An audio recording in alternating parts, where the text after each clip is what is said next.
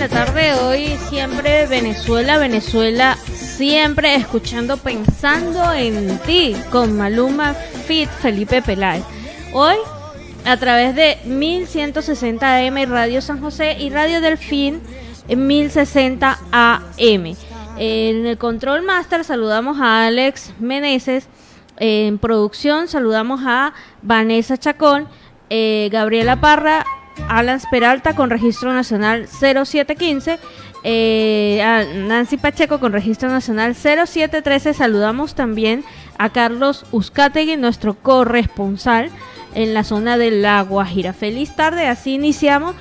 Siempre Venezuela, Venezuela. Siempre síganos en nuestras redes sociales, en Facebook, en Instagram como Siempre Venezuela Radio, en Twitter como Siempre Venezuela y a través de nuestra página web siemprevenezuelaweb.com.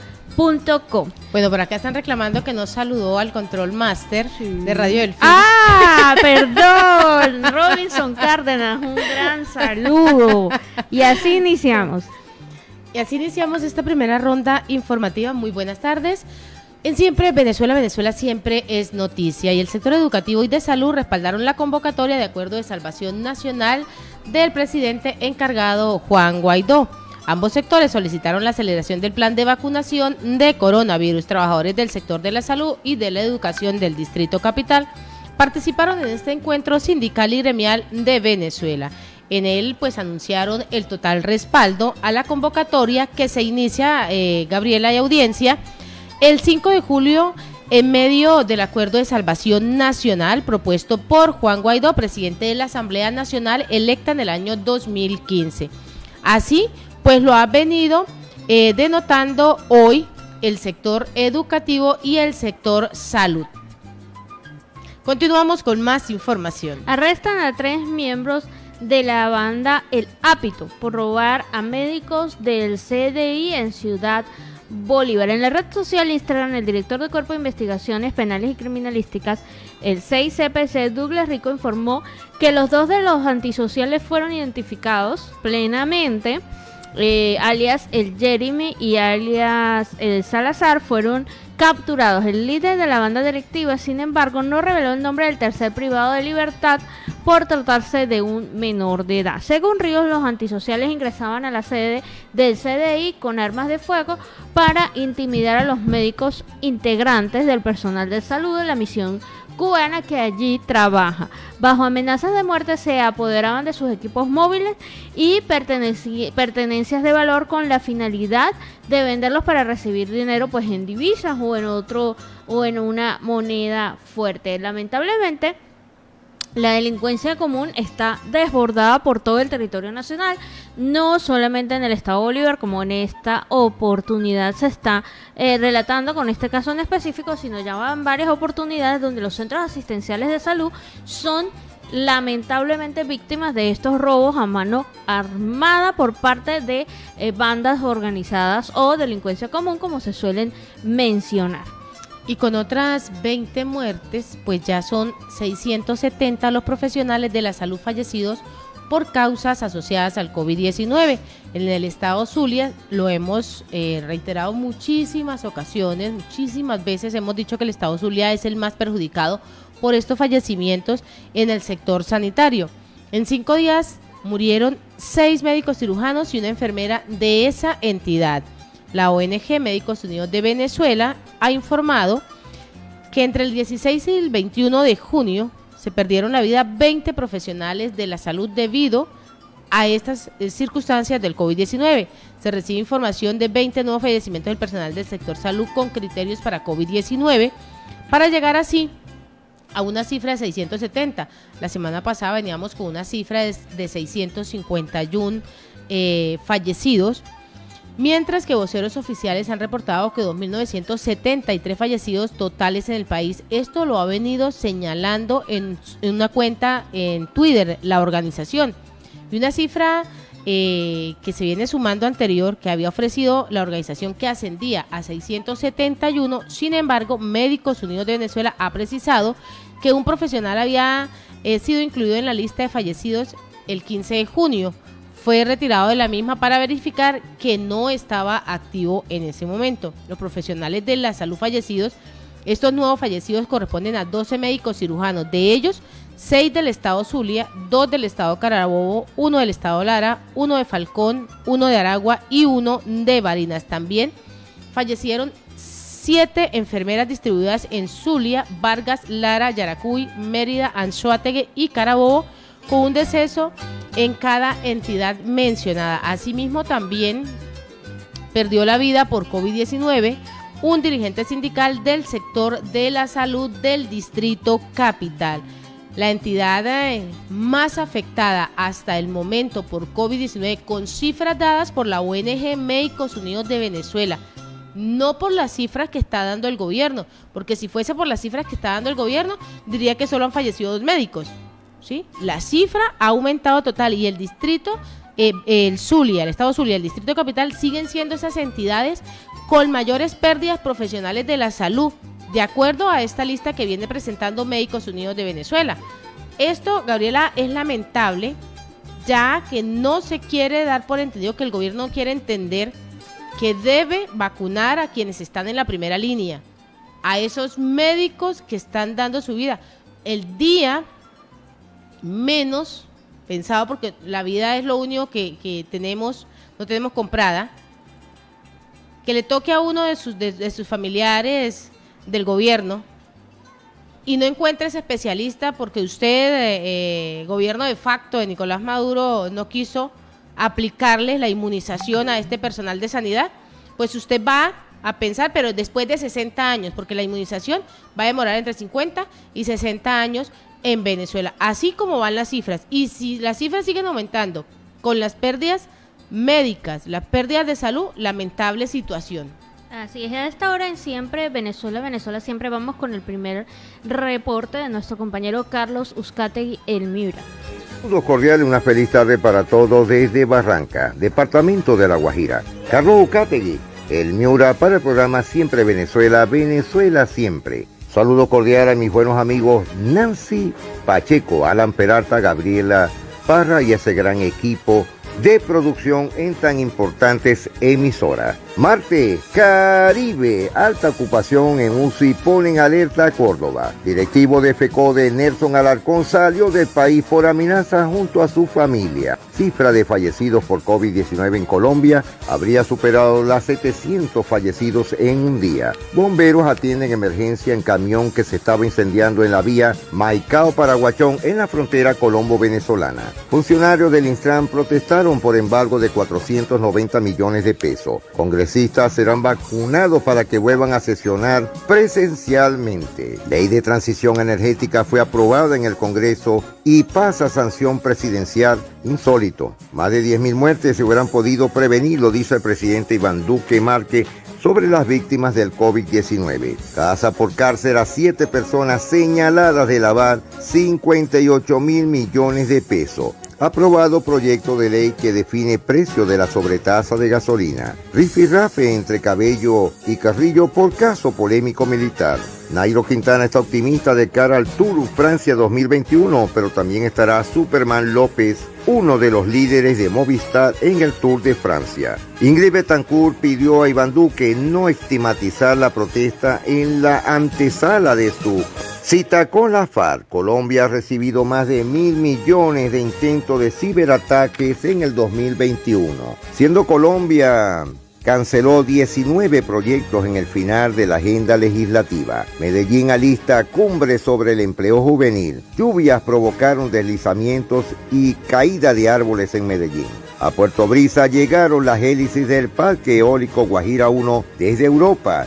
576 viviendas de interés social se iniciarán en la construcción bolivariana en Valledupar con una inversión de 70.600 millones de pesos. Instalan alarmas comunitarias en las aguas de Virico. Continúa batalla jurídica por estación ubicada en el centro histórico de Valledupar. Senador Sanguino, el Cerro de Hurtado es un pulmón natural que debe ser preservado. Decretada ley seca en Manaure tras la zonada para garantizar a la comunidad la paz. En el Cesar, Poponte y la Sierra ya cuentan con el 100% de agua potable. ciclista vallenato, llegó de segundo en Copa Colombia de Enduro. Cumple 75 años. La juglaresa Rita Fernández Padilla, una de las grandes de la música vallenata, ministra de la TIC, visitará Riohacha y Barranca, La Guajira, este 24 de junio. Habitantes de Tomás Razón sienten que sus derechos a la salud están siendo vulnerados. Bancos anuncian cambio en cajeros automáticos en Colombia. Habitantes de varios sectores de Albania bloquearon la vía por falta de agua. Desde hace 20 días no cuentan con el servicio. Mujeres guayú solicitaron al presidente de la República devolver la ley a Luna. Comunidades indígenas de Cerrodeo en Barranca trabajan en el arreglo de sus vías. Aprueban 680 millones de pesos por seguridad en el departamento La Guajira. El muelle de Puerto Colombia estará listo en julio. Alcaldía de Barranquilla. Distrito espera aplicar 16.000 dosis diarias esta semana. Abren convocatoria para apoyo a las organizaciones artísticas en el Caribe. Defensor del pueblo. Es inadmisible el resurgir del vandalismo. Atlántico recibe 62 hectáreas de bosque seco tropical. Por contratación de falso médico en el hospital de Palo Nuevo, están a la espera de una decisión de Uni Simón. 40 años de creada está cumpliendo la revista Miércoles. Éxitos. Andy pide revisión integral del proyecto de navegación fluvial. Capturado presunto cabecilla político del Clan del Golfo en Córdoba. Se registra la 7ª masacre del año en Antioquia. Selección Colombia llegó a Río de Janeiro para enfrentar a Brasil por la Copa América. Rescatan con vida a 2 trabajadores que estaban atrapados en una mina. Decomisaron más de 1 tonelada de cocaína de alta pureza en el Golfo de Urabá. Disidencias de la FARC asesinaron a 6 indígenas Pemón en Venezuela. Alamada del Río entregará grandes parques, son 20.164 metros cuadrados. Univision lanzará en el 2022 la mayor oferta en español por streaming. En Colombia, Claudette, de nuevo tormenta, avanza con viento y lluvia hacia el Atlántico. A la cárcel, sacerdote que habría abusado de una menor de 13 años en una parroquia de Neiva. Cartagena, retorno a clase, quieren regresar pues no están dadas las garantías. En Bomba el Amparo de Cartagena, enfrentamiento dejó un herido y 3 detenidos. 230 víctimas en Bolívar por delitos sexuales, 207 mujeres y 23 hombres. Bolívar acumula 8.163 motocicletas matriculadas hasta el momento, sobre todo en Mompoc, en Magangué y en Cartagena. Ante alerta roja activan plan de expansión en clínicas de Montería. Roban nuevamente cableado eléctrico del Pozo 44 de Sincelejo. Con santería y amuletos, delincuentes planeaban seguir robando en Magangué. El cartagenero Yacek Meraida lanza su sencillo Un Beso en Madrid. A CDRT llegó la caravana de oración por enfermos del COVID-19. UCI COVID-19 en Montería en 93.5%. Juan Francisco Arteaga será el director técnico del Rey Pelé en la primera C del fútbol colombiano. 363 contagiados y 17 fallecidos en el Magdalena. Crece demanda de materiales de construcción colombianos para exportación.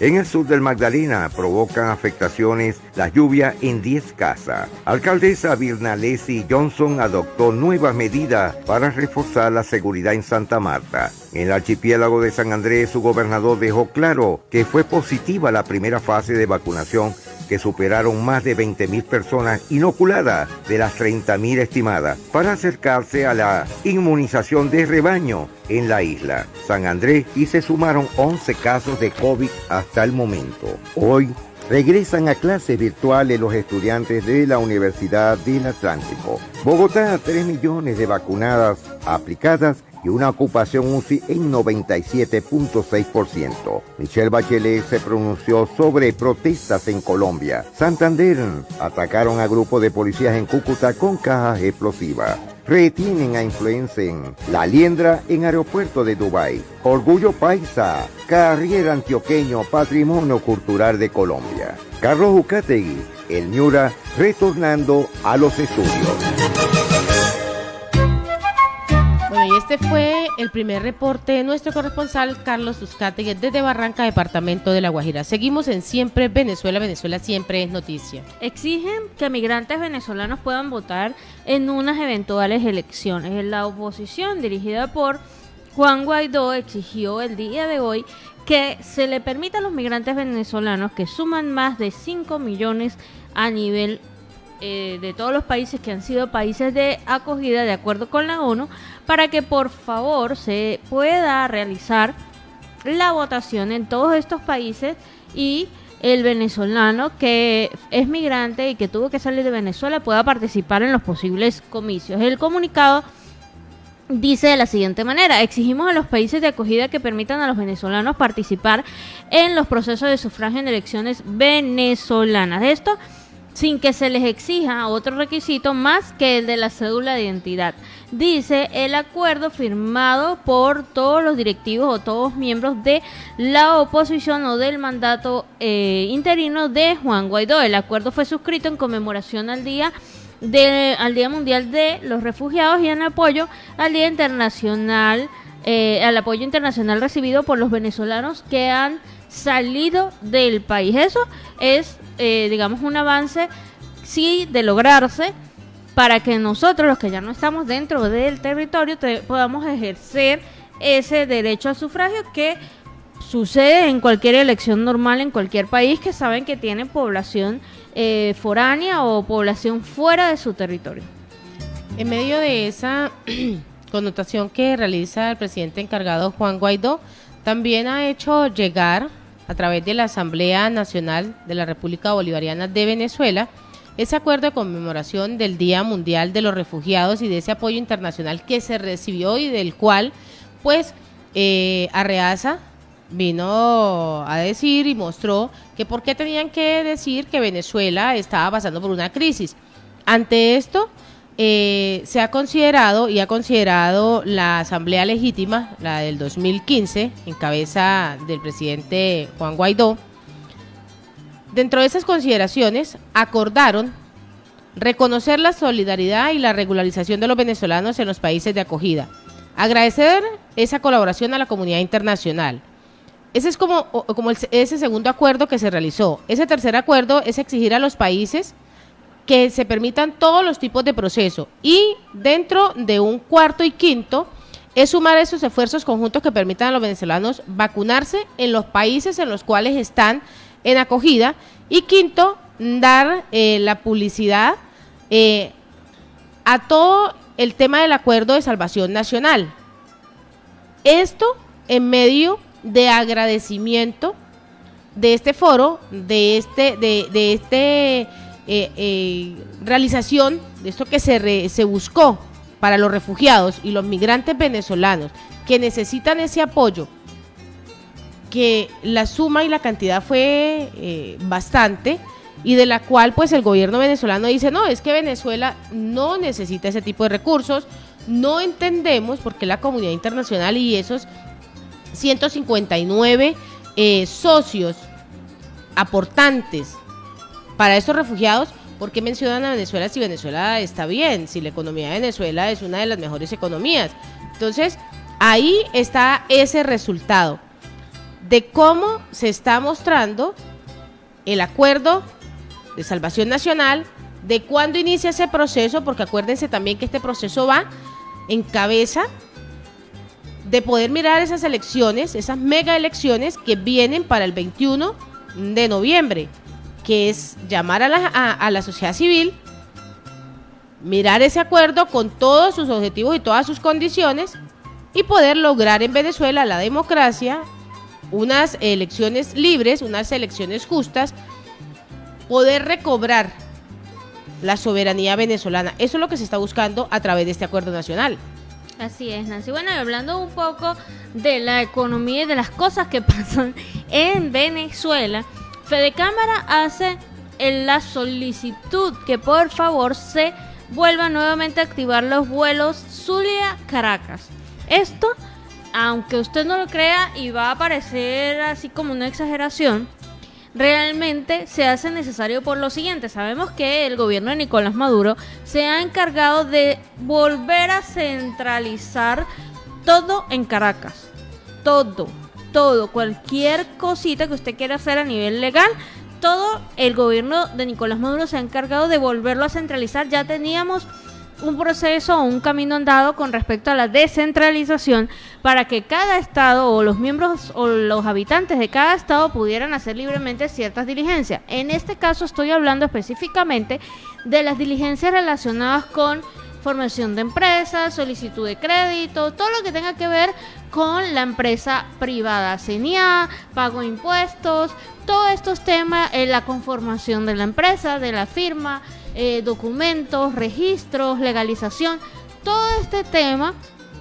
se podía hacer antes en cada estado. Ahora no, ahora se hace desde Caracas únicamente. ¿En qué afecta esto la economía de Venezuela?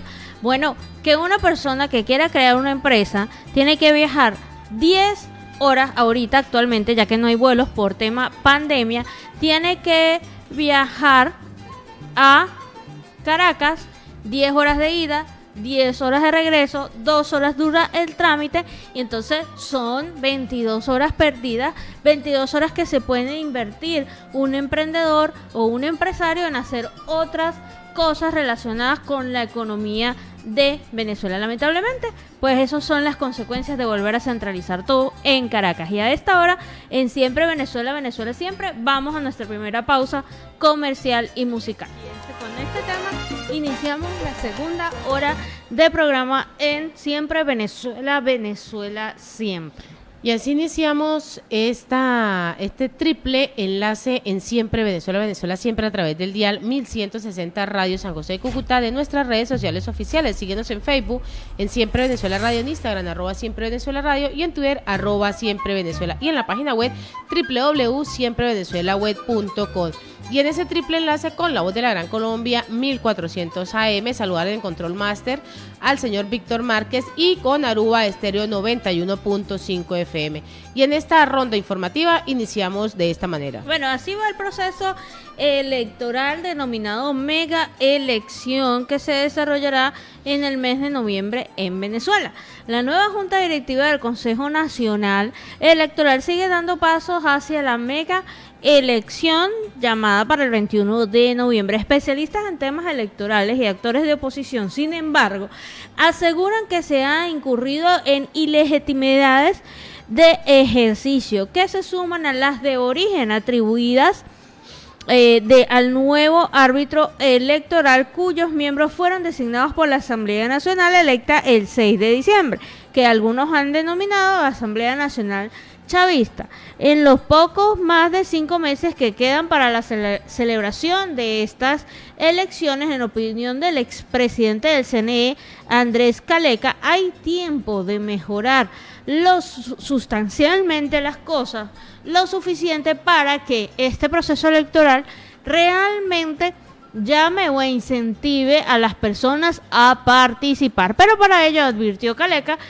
que hace falta una negociación de alto nivel que, entre otras cosas, garantice la devolución de los principales partidos políticos de oposición que se mantienen o secuestrados o inhabilitados a sus legítimos dirigentes. La habilitación de estos y una observación internacional robusta y adecuada, que no esté condicionada, que de verdad puedan generar un informe amplio, preciso y verdadero de cómo se desarrollaron estas elecciones. 3 de los puntos fundamentales que siguen pendientes y que podrían devolverle al país pues esta confianza en volver a participar, en volver a ir a las urnas y en poder volver a escoger su destino o elegir su destino por medio de unas elecciones libres, democráticas y participativas. En medio de esa crisis social, política y económica de la cual hablamos todo el tiempo, de esa pérdida de soberanía, de ese Estado fallido, un Estado totalmente fallido que tiene el gobierno de facto de Nicolás Maduro, pues evidenciamos el día a día cómo el migrante venezolano empieza a salir y cómo el gobierno no logra entender que él y que esa crisis generada por el mal manejo, por la mala administración, pues hace que más de 2.000 personas salgan a través de las diferentes trochas por cada una de las trochas, ¿no? O sea, van a empezar a salir. Nos hacen llegar una información y la viva realidad a través de videos de los migrantes venezolanos y también de algunos peruanos que siguen cruzando el Río Grande hacia el río Texas. Vamos a escuchar este dramático testimonio de muchos de estos migrantes.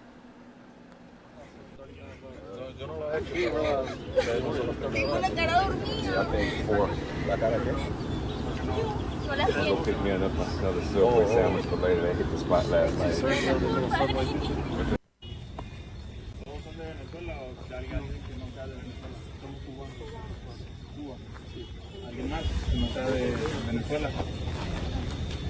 Todos los demás Venezuela. Nací en Colombia, crié en Venezuela. Sí, pero estás en Venezuela. Venezuela.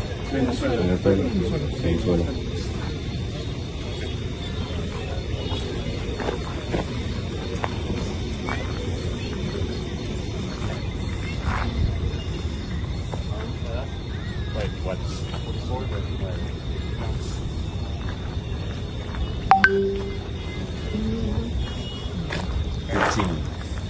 Háganme un favor, todo lo que traigan lo van a guardar en las mochilas, ¿ok? Cintos, correas de los zapatos, todo van en las mochilas, ¿ok? Si tienen joyería, todo lo guardan, ¿ok? Lo único que van a hacer.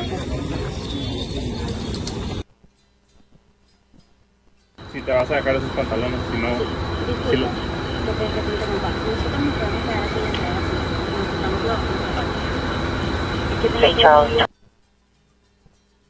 ¿Y qué lo trae aquí a Texas? ¿Por qué está pasando en Venezuela ahorita que lo trae? Bueno, hermano, porque ya no aguantamos esa dictadura de Nicolás Maduro, hermano. ¿Entiendes? Ya ese es un régimen duro, ¿entiendes? Entonces casi todos los venezolanos estamos huyendo para poder ayudar a nuestra familia, porque no aguantamos. Nos persiguen. Lo que trabajamos con los institutos de salud pública como mi persona, he sido perseguido y maltratado con la gente de los colectivos, ¿entiendes? Y entonces aguantamos. Y mucha corrupción y mucha hambre. Eso es lo que le puedo decir. ¿Y eso se encuentra en toda Venezuela? ¿O en toda Venezuela, en todos los estados, hermano, en todos los estados. Ellos comen bien, visten bien, tienen los mejores carros. ¿Y quiénes ellos? ¿Los del gobierno? Los del gobierno. ¿Y los demás quién son los...? Bueno, la cúpula, las clases de abajo de... Sí, la cúpula de ellos. El sueldo no alcanza para ni comprar una harina pan. Una harina pan allá equivale a $1, a la cual son $4 que ganamos mensual.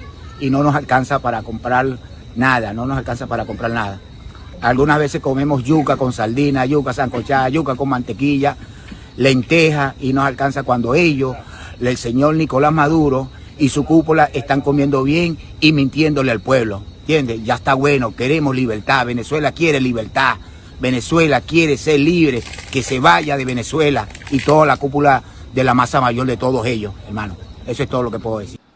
Eso es lo que está evidenciando lamentablemente el pueblo venezolano, donde se está mostrando, donde se muestra la difícil situación que se presenta de ese migrante profesional, como lo escuchábamos ahí, que no pueden recibir absolutamente nada, que no pueden hablar y no se pueden manifestar ante ninguna situación. Eso es lamentable. Y en otro orden informativo, en Portuguesa, muere el oftalmólogo Víctor Sierra por causas asociadas al COVID-19. El deceso del oftalmólogo Sierra Mora aumenta pues la lista de estos médicos fallecidos por causa del COVID-19 en el estado portuguesa desde que inició la pandemia en el país en marzo del 2020. Ya se suman 6 de los trabajadores sanitarios que han muerto como consecuencia de este virus. Pues familiares y amigos han anunciado el día de hoy el fallecimiento del médico oftalmólogo Víctor Guillermo Sierra Mora en Guanare, la capital del estado portuguesa. El especialista pues venía padeciendo los embates del COVID-19 desde hace aproximadamente un mes, por lo que había sido hospitalizado en una clínica privada por su tratamiento y su recuperación. el deceso de este oftalmólogo Sierra aumenta pues esta lista de fallecidos por COVID-19 en el estado portugués desde que se ha iniciado la pandemia. Es lamentable que se sigan perdiendo más vidas y de especialistas, de médicos que le van a hacer muchísima falta al país cuando la pandemia ya cese. Volver a recuperar a esos profesionales es muy complicado, Gabriela. Así es, bueno, y fíjate que en ese mismo orden de ideas, el tema de la vacunación, de verdad da mucho de qué hablar, da lástima cómo sigue siendo inexistente un plan de vacunación nacional y son cada estado, los miembros del personal médico, del personal sanitario, quienes aportan ideas, quienes aportan al gobierno nacional soluciones y quienes exigen asimismo las soluciones para los centros de vacunación. En el estado Carabobo, por ejemplo, se exige instalar 20 megacentros de vacunación. Cada día pues son más las quejas y los que logran recibir la inmunización pues son pocas personas. El tiempo pasa y las dosis aplicadas están muy por debajo de lo que se requiere para proteger a la población de la entidad. Ante esto, el Colegio de Enfermeras de Carabobo,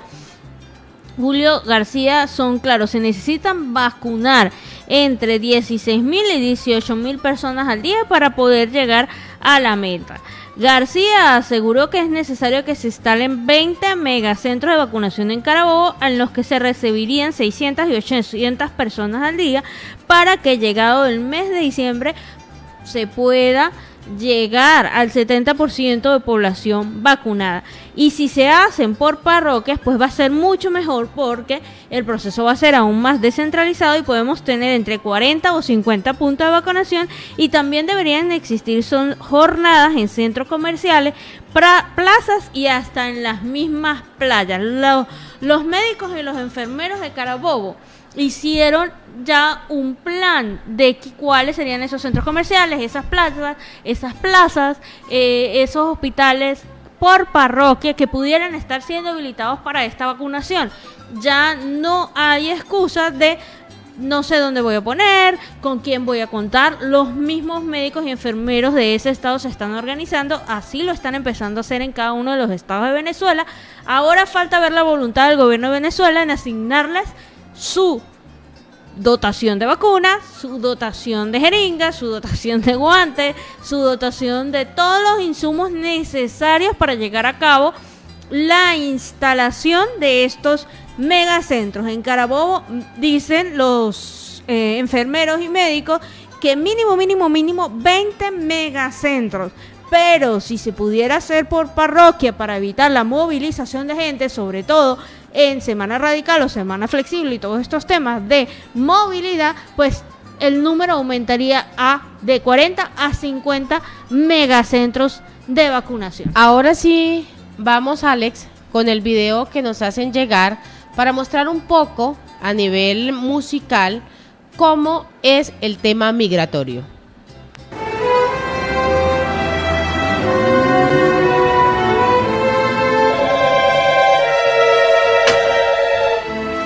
Hola mamá, buenos días, ¿cómo está? ¿Cómo está todo? ¿Cómo está la isla? Estoy aquí, preparándome para salir para el trabajo con este tremendo frío. Te quiero mucho, chao, chao.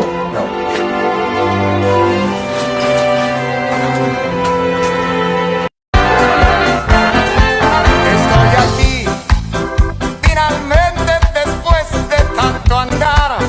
Nadie sabe lo que tuve que pasar para sentirme libre. Estoy aquí, en otra tierra muy distinta a mi lugar. Lo que traigo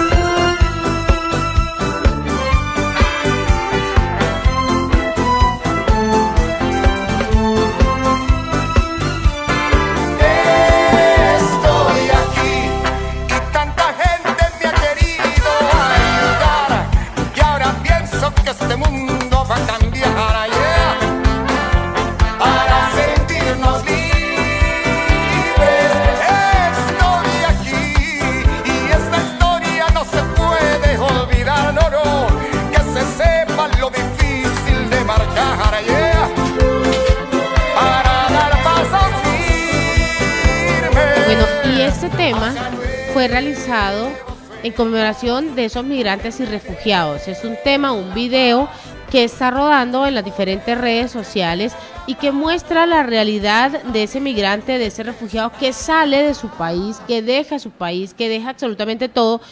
En esa muestra se ve cómo cruzan el río, cómo cruzan las trochas para llegar a buscar un mejor futuro, y ellos bien lo denotan, para buscar esa libertad y poderles enviar a sus familiares que dejaron atrás, que dejaron ahí en su casa, pasando todas las necesidades, poderles enviar algo para que sigan sobreviviendo, porque ni siquiera es para vivir, es para sobrevivir.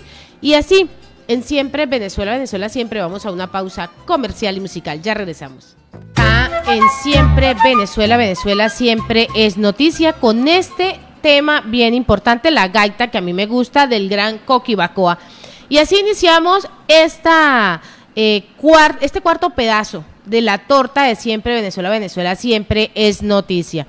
Y queremos saludar en este momento a nuestro compañero Alan Peralta, quien se encuentra, en este momento estamos con nuestro entrevistado de la tarde. Alan, buenas tardes, y buenas tardes al padre Palmar, a Jesús Palmar Morales. Bienvenido a Siempre Venezuela, Venezuela Siempre.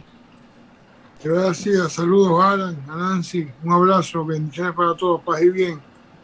Bueno, padre, que queríamos empezar con una gaitica, ¿no?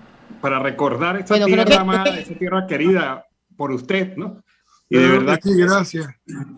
Bueno, y eso fue, digamos, la gaita que yo quiero, pero yo quiero una gaita más buena, una gaita que nos cante de la felicidad, de la alegría, del cambio, la transformación democrática en Venezuela. Y queremos conversar con usted de eso. ¿Están dadas las condiciones, padre, para que este país que todos queremos, que todos ansiamos, deseamos, se pueda dar a corto plazo? A corto plazo es muy difícil porque se han agotado todos los espacios diplomáticos, judiciales, políticos, inclusive desde el punto de vista espiritual. Ha sido una gesta por más de 20 años tratando de liberar a Venezuela. Y hoy por hoy el narcorrégimen de Nicolás Maduro está enquistado, y ya no solamente se habla de Cuba, se habla de Rusia, de China, del mundo terrorista islámico y de todo ese cuerpo de grupos irregulares de Colombia que también lo están apoyando. Es decir, ya el monstruo ha crecido, y ya a corto plazo, si no se dan algunos estamentos judiciales muy concretos y una acción quirúrgica, militar, judicial, policial, es muy difícil que a corto plazo esta gente salga del poder. Padre, en este momento, el presidente encargado, Juan Guaidó, viene realizando un acuerdo de salvación nacional que inicia a partir del 5 de julio a realizar esa socialización con los diferentes comités. ¿Cómo ve usted desde su punto de vista activista este tema con el presidente encargado? Que hubiese sido efectivo hace 5 años. En este momento, y yo no quiero ser pesimista, sino realista, no es un acuerdo entre nosotros, porque el país, tanto los que están allá sufriendo en Venezuela, como los que estamos fuera en el exilio, estamos de acuerdo que la salida tiene que ser muy pronta, y sobre todo en el plano judicial. Mira, hija, la única posibilidad que hay para salir de este narcorrégimen es una acción judicial internacional, porque no estamos hablando con políticos. Un acuerdo nacional se entiende con gente que tenga espíritu democrático, y estos sátrapas no son democráticos. Un acuerdo nacional se entiende y se puede realizar con personas que tengan respeto a las leyes, a las constituciones, y estos son unos forajidos. Un acuerdo nacional se puede establecer con personas que puedan respetar los diálogos.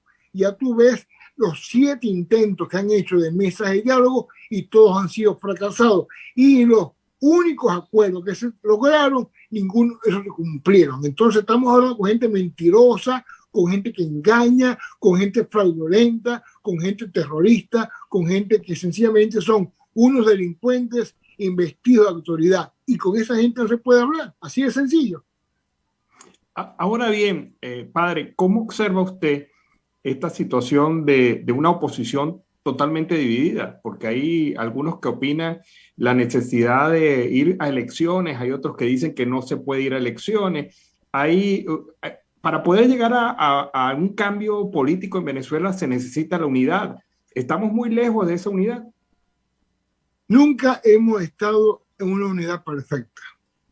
El único momento histórico de nuestra lucha independentista, vamos a decir así, estamos a pronto de cumplir 200 años de la batalla de Carabobo y resulta que hemos vuelto a una situación de total dependencia, ya no por parte de la corona española como fue hace 200 años, sino ahora de una situación de países terroristas.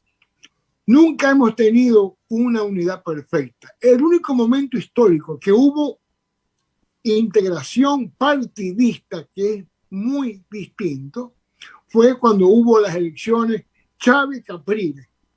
No así cuando fueron las elecciones Maduro-Capriles.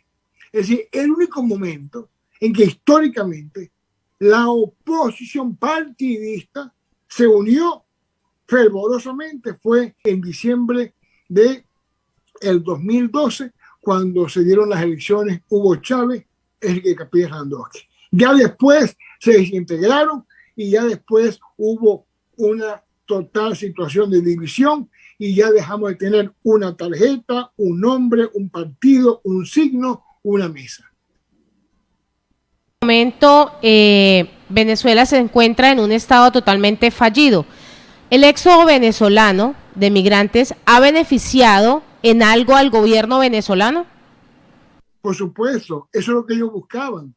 Ellos trataron desde el año 2008, cuando se dio el cierre de RCTV, cuando se dio ya el inicio de la persecución a periodistas, a comunicadores sociales, cuando se inició el gran flagelo de las expropiaciones y expoliaciones comerciantes e industriales. Allí comenzó el éxodo, que se vino a consolidar a partir del 2010 y que tuvo su vorágine en el año 2014 al 2018. Eso era lo que ellos buscaban, que el venezolano productor, el venezolano intelectual, el venezolano profesional, el venezolano que pudiera emigrar y salir al exilio, saliera y que quedara allá, quedara el estamento poblacional más pobre, más humilde, que dependiera de una bolsa de comida, que se conformara con un paquete de harina o que simplemente estuviera creyendo en las promesas engañosas del narcorrégimen. Y lo ha favorecido porque sencillamente, mira, nosotros estamos casi 7 millones de venezolanos, estamos fuera del país. Esos 7 millones de venezolanos no están consumiendo agua, no están consumiendo alimento allá, no están consumiendo gasolina y eso bajó mucho el nivel de situación de consumo en Venezuela. Y más bien al contrario, los que estamos fuera del país estamos como de una manera muy directa subsidiando a la población venezolana y eso ha sido una situación que a ellos les ha favorecido enormemente. Además, la gran mayoría de los que salíamos fuera de Venezuela éramos los que estábamos en la calle, eran los opositores que estaban allí haciendo marchas, haciendo guarimba, haciendo protestas de toda índole y ya no estamos allá. O sea, es decir, ellos planificaron este éxodo y lo lograron. ¿Usted cree la perspectiva de muchos que afirman que esta situación que ocurre en Venezuela y que avanza de alguna manera hacia otros países latinoamericanos, conforma parte de una estrategia internacional de algún sector en contra de la democracia de estos países?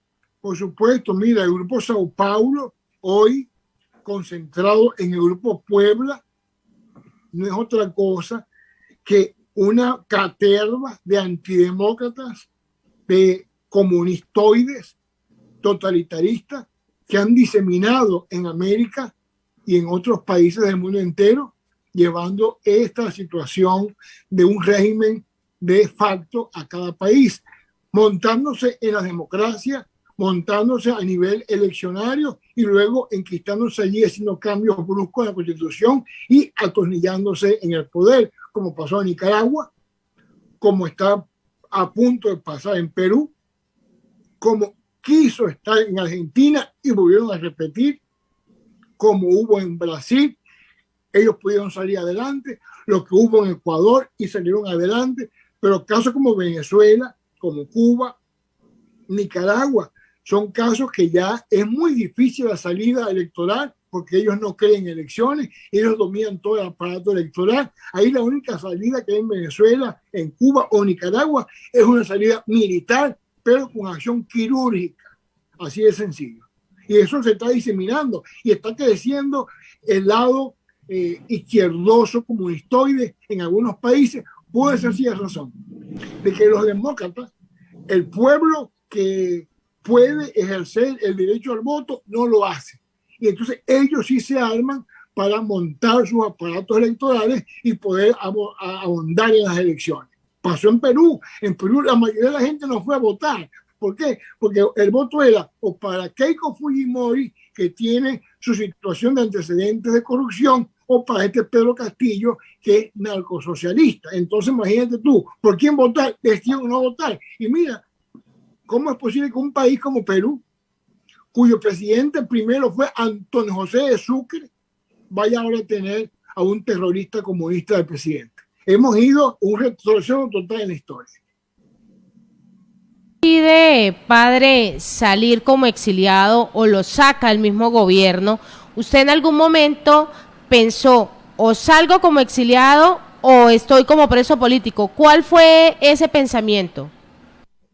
Yo tenía en el 2017, teníamos una orden de captura y de prohibición de salida del país que se iba a hacer efecto el 15 de enero.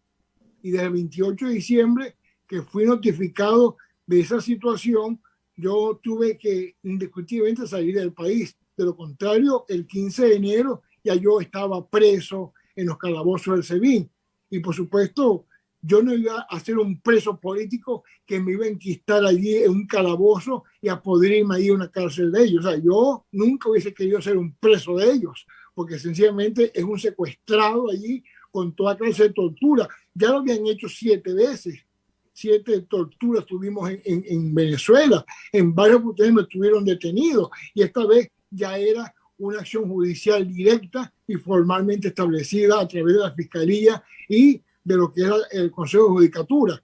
Y por supuesto tuve que salir el 10 de enero, salir huyendo de Venezuela, porque caso contrario mi vida corría peligro o estuviese en una cárcel y mi familia corría peligro. Y cuando se dan esas situaciones, tú tienes que huir. Me fui a México y allá mataron a Raúl Naranjo, que era la persona que me estaba dando hospedaje, y tuve que salir huyendo hacia Estados Unidos. Es decir, hemos mantenido durante casi 4 años una huida persecutoria feroz. Padre, hay mucha gente que afirma que esto es también, además de una lucha política, es una lucha de fe. Detrás de la fe está el hecho de enfrentar a poderes, digamos, malignos que están constituyéndose con fuerza en Venezuela.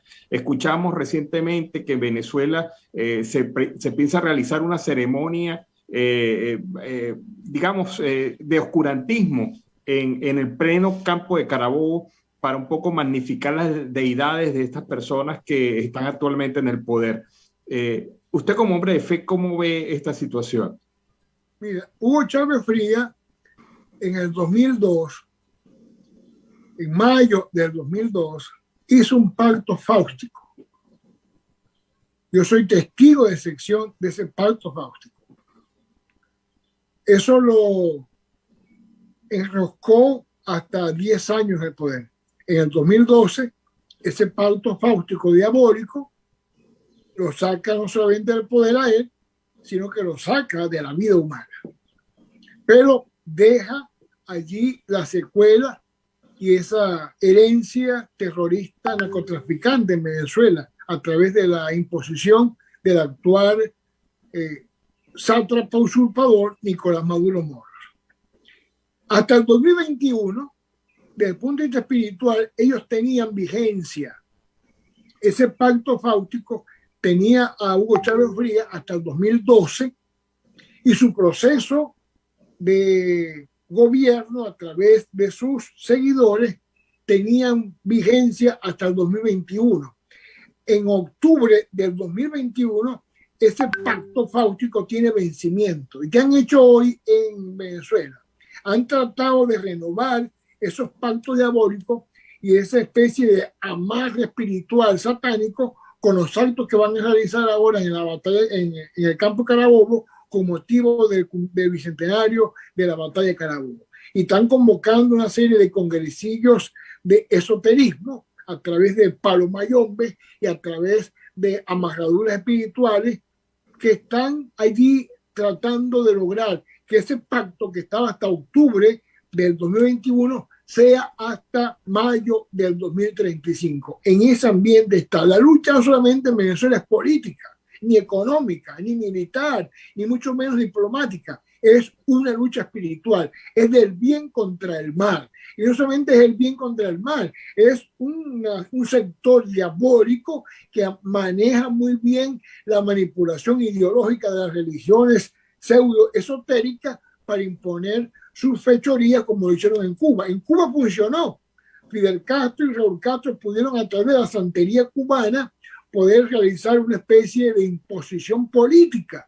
Chávez lo logró y lo está ahora manteniendo Nicolás Maduro Moro. Lo triste es que mucha gente no le da crédito a esta fuerza espiritual. Mucha gente cree que lo que yo estoy diciendo ahorita es pura barrabasada, o es pura habladuría, o es pura fantasía, porque no entienden que los niveles de poder del maligno se hacen presentes a través de naciones, de pueblos, de familias. Y en este caso, estos personajes a través de ejércitos cubanos han sabido manipular ideológicamente la parte espiritual. Y el que crea que lo que yo estoy ahorita afirmando es pura falacia, bueno, sencillamente por eso que están enquistándose ellos en Argentina, se están enquistando en Bolivia, se están enquistando en Perú, se están enquistando en Nicaragua, van a seguir buscando enquistarse en Colombia, en Chile y en Brasil. No es solamente una lucha política, es una lucha espiritual a través de los canales democráticos. En una frase, ¿cuál es ese mensaje a todos los venezolanos, esa sociedad venezolana migrante y quienes están en el territorio? Hay dos mensajes. Fuera del territorio de Venezuela, los que estamos en el exilio, siempre he dicho a Alan y Nancy que hay dos tipos de venezolanos afuera. Uno, los que vinieron a cambiar de vida, a cambiar de pasaporte, a cambiar de idioma, de cultura, de manera de trabajar, manera de vivir. Esos nunca más van a regresar a Venezuela porque han cambiado de vida. Y otros, los que vinimos a salvar la vida, que en ese plano yo me encuentro. Los que vinimos a salvar la vida, vamos a regresar una vez que esta gente cese en el poder y puedan caer de ese imperio narcocomunista que está ahí en Venezuela. Regresaremos a reconstruir la patria. Pero tanto y cuanto esa gente esté allí, nosotros no podemos regresar porque están vigentes y están actuales todas las situaciones por las que nosotros emigramos. ¿Qué tenemos que hacer los que estamos afuera? Llevar con honor nuestro nombre, trabajar con responsabilidad, con honestidad, porque si bien es cierto que la mayoría de los venezolanos que estamos afuera estamos trabajando con honestidad, con responsabilidad y con pulcritud administrativa, hay un sector muy minoritario que también están haciendo fechoría y eso ha ido en detrimento del exilio venezolano. Hay que ser decente, hay que trabajar con honor. Nosotros aquí en Estados Unidos, por ejemplo, no trabajamos lo que estudiamos. Yo soy sacerdote, yo trabajo de cocinero, de mantenimiento de obra, trabajo en la basura, trabajo cortando grama, trabajo inclusive en otras áreas de educación y muy poco en la parte sacerdotal, porque además de que he sido perseguido por los sátrapas de Venezuela, la iglesia acá no me ha abierto la solidaridad que yo esperaba. Por lo tanto, yo sigo perseguido, ya no por Nicolás Maduro, ya no por Diosdado Cabello, iglesia, en los obispos, para que yo no sea atendido. Pero a pesar de eso, estamos luchando, estamos trabajando y estamos orando por la libertad de Venezuela, que no es fácil, pero como es una lucha espiritual, Alan y Nancy, Dios algún día, como dice la palabra, derriba del trono al poderoso y enaltece a los humildes. Y en esa esperanza estamos. Muchísimas gracias por participar en esta emisión de Siempre Venezuela, Venezuela Siempre. Gracias, Alan, gracias, Nancy, que Dios los bendiga, paz y bien. Saludos a Colombia. Amén. Muchísimas gracias, Alan, también por participar. Y así hemos llegado al final de una emisión más de Siempre Venezuela, Venezuela Siempre es Noticia, a través del dial 1160 Radio San José Cúcuta, de nuestras redes sociales oficiales, en Facebook Siempre Venezuela Radio, en Instagram @Siempre Venezuela Radio y en Twitter @Siempre Venezuela. Y en ese triple enlace con La Voz de la Gran Colombia 1400 AM y Aruba Estéreo 91.5 FM.